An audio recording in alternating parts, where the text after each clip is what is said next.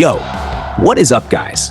Today we're talking about Coldheart, and listen, I'm just gonna say it straight. She is still the best rare you can possibly have in this entire game. Like, honestly, even with all the new champs dropping every month, Coldheart is still that girl. I'm gonna break down exactly why she's arguably one of the most powerful and useful rares in the entire game. Her abilities, what makes her hit way above her rarity, and why she's still a must-build for early game, mid-game, and end-game players. And if you're sitting there like, okay, but who else makes the top list? Don't worry, we've got a full top 10 rare champions in Raid Shadow Legends video ready for you. Link is sitting in the description for when you want to check that out. But before we jump into the actual video, I gotta tell you, if you've been thinking about checking out Raid Shadow Legends, or maybe starting a fresh account, this is the perfect time to do it. Just use my special link down in the description. You'll start off strong with Elenaril as your sign-up legendary. And if you use the promo code Desert Queen, you'll also get 2 Hanorok, another crazy legendary champion, completely free. And that's not all. They've even tossed in some awesome epic champions as you level up. So seriously, what are you waiting for? Go grab Raid using the link below, jump in, and support the channel. Alright, now, let's get into the video. Alright, let's get into why Coldheart is so crazy good. Because it's not hype, it's just facts. Coldheart is one of those rare champions that has stayed relevant literally from early game all the way into late game dungeon pushing. And the biggest reason for that is her signature move, Heartseeker, her A3. This skill is the whole package. It completely drops the enemy's turn meter to 0, and it hits with a massive enemy max HP nuke. That combo is why she's a go-to pick for bosses like Spider, Fire Knight, Dark Fae, and even Iron Twins. Anywhere turn meter control matters, Coldheart feels like she was built for the job. But she doesn't just stop there. Her A1 actually does 4 hits, and those hits give her a chance to apply 100% heal reduction. That's super important for bosses like Amius, where stopping healing is basically mandatory. Those 4 hits are also just naturally good for Fire Knight's shield and anywhere multi-hits matter. Now, gearing her properly is the real key.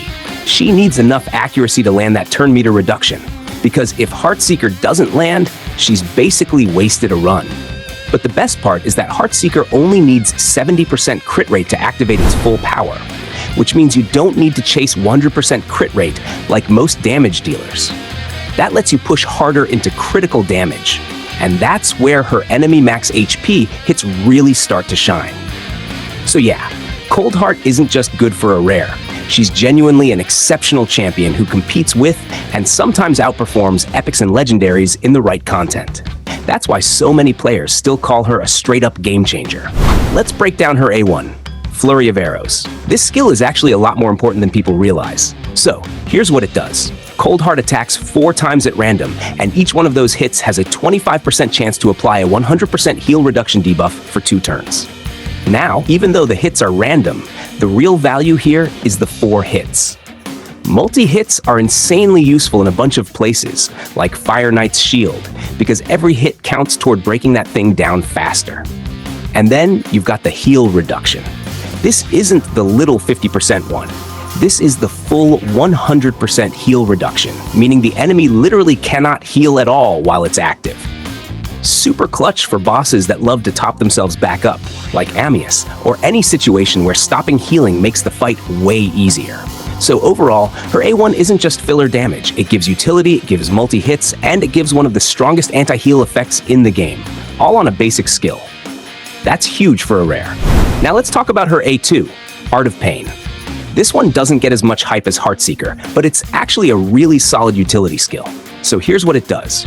Coldheart attacks all enemies, and every enemy she hits has a 30% chance of getting a 50% decrease accuracy debuff for 1 turn. And decrease ACC is big, especially in places where you want enemies to miss their debuffs. Things like Hydra, certain Doom Tower floors, and even some Faction Wars stages.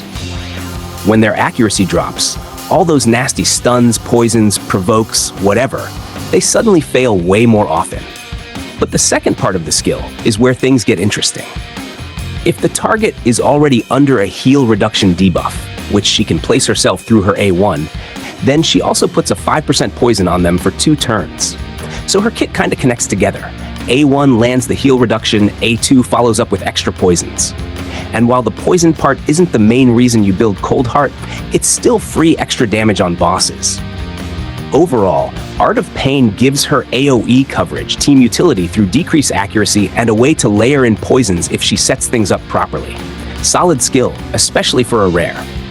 Alright, now we're at the real reason Coldheart is iconic, her A3 Heartseeker. This skill is the entire reason she went from good rare to top tier dungeon destroyer. Let's break it down properly. Heartseeker is a single target nuke, but it's not just any hit. It does 3 massive things at once. 1. She attacks one enemy. 2. She reduces that target's turn meter by 100%, literally dropping them to 0 so they can't take a turn. 3. She has an extra 30% chance to crit, which is why you only need 70% crit rate on her. 4. And most importantly, the damage scales off enemy max HP. That last part is what makes her insane. Enemy max HP scaling means the bigger the boss's health pool is, the harder she hits. So Spider, melts. Fire Knight, melts. Dark Fae, melts. Any tanky boss with a huge HP bar becomes free damage for Coldheart. This is why she's still relevant even years later. Bosses keep getting tankier, and Coldheart keeps benefiting from it. Now about books. This skill is absolutely worth booking. Heartseeker is one of those rare abilities where every upgrade matters. Cooldown reduction, more consistency, more uptime on that massive hit.